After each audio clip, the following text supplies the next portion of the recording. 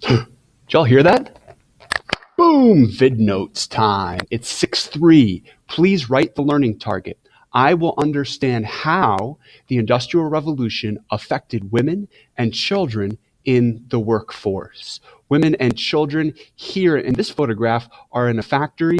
Before the Industrial Revolution, women and children weren't expected to make a salary and go to work. The Industrial Revolution changes that. Here we go. The IR sparks change. The Industrial Revolution caused many cultural changes for industrialized countries. Change ahead, and industrialized countries included this country. What is it? England, where the IR starts. The IR changes family life. Part 1. Agricultural economies with farming before the Industrial Revolution were based on the family unit. The IR had a huge impact on the structure of the family. Entire families now work together in factories. IR changes family life. Part 2. Family-based cottage industries were replaced by the factory system during the IR. There are no more people working at home like the cottage industries of old. Men, women, children in the IR. For the first time during the IR, men were competing with women and children for wages. Let's go through 8 different changes of the Industrial Revolution. I'm going to show you different images, different graphs that explain each change. First, population increase. On this chart, you see population. It's slowly growing from 500 to 1,000 to the year 1500, and then boom, population explosion at the line of the Industrial Revolution. Population increase. Change number 2. Increased standards of living for many, but not all, during the Industrial Revolution. Here you see the life expectancy at birth. These are different cities in England and 1850s. Look at this increase. The Industrial Revolution causes people to live longer. Good. Change number 3, the Industrial Revolution brings improved transportation. This is an early steam locomotive, and this is a steamboat. Improvements on walking and using horses. Change number 4, urbanization. The Industrial Revolution causes urbanization. What is the definition? Growth of cities. Farmers were leaving behind their tools and they were going to cities. And this is a picture of New York City during the Industrial Revolution. Look at all those people living close together. That's urbanization. Number 5, environmental pollution. The environmental pollution is caused by the factories of the Industrial Revolution. There's smog, air pollution, yucky. Number 6, change number 6, the Industrial Revolution caused an increase in public education. These children worked in factories for part of the day, and for the other part of the day, they're in school learning. That's a good thing. Knowledge, skills, yes.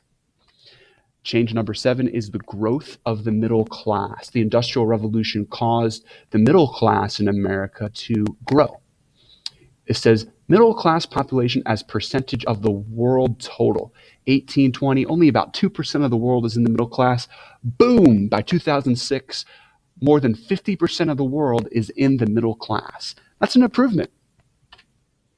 Change number 8, dissatisfaction of the working class with working conditions. Look at this boy. He's in a factory. He doesn't have any shoes. He's barefoot. That's not safe. People who are working in these factories saw that and wanted things to change. So they started to protest, work or riot, one or the other. You see a protest from workers.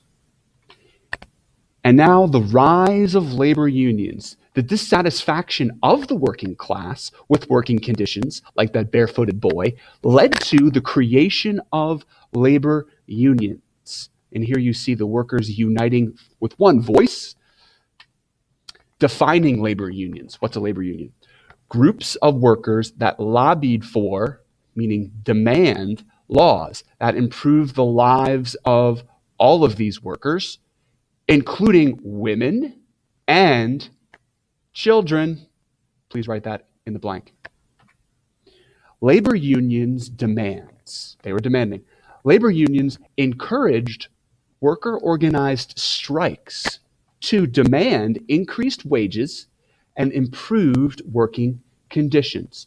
So the labor unions were the ones who made these signs and scheduled these marches. They were important.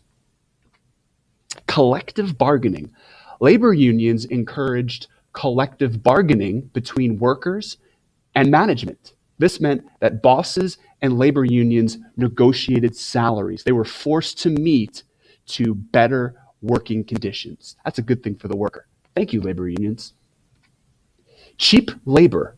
Labor unions negotiated because the owners of mines and factories had too much control during the Industrial Revolution, too much control over the lives of their laborers. Child labor kept the costs of production low and profits high. This factory boss wants to squeeze as much profit as possible, and he hires workers who are 8, 9 years old and doesn't make them work in conditions that are very good. Why hire a child? Well, you don't have to pay a child very much, so you keep your cost of production low. That's really sneaky and somewhat wrong. Women's suffrage. Because of their work experience in factories, women demand suffrage. Suffrage means the right to vote. In 1920, women gained suffrage in the US. And here you see a photograph of women protesters. Before things get better, they have to get worse. And women were treated horribly in factories. And because of that, they protest. And they protest for better working conditions and also to get the right to vote for people who support them. Sounds great. The impact of the IR on slavery. We need to talk about this. Part 1. Eli Whitney, there he is. Eli Whitney's cotton gin caused an increase in the demand for slaves on U.S. plantations. That's not good. When you're addicted to slavery, you're addicted to inhumane ideas. Eventually, slavery is outlawed. The U.S. banned the slave trade in 1808 and ended slavery in 1865. Meanwhile, in England, it banned slavery in 1833. Before it gets better, it gets worse. You have this huge increase in slavery, but then eventually people realize it's wrong and slavery ends in the US and England. And we are almost to the end of this VidNotes, 6.3. Please write one question you have about anything in this lesson, and when you're done writing that question, you are done with 6.3. This is Deegan signing off.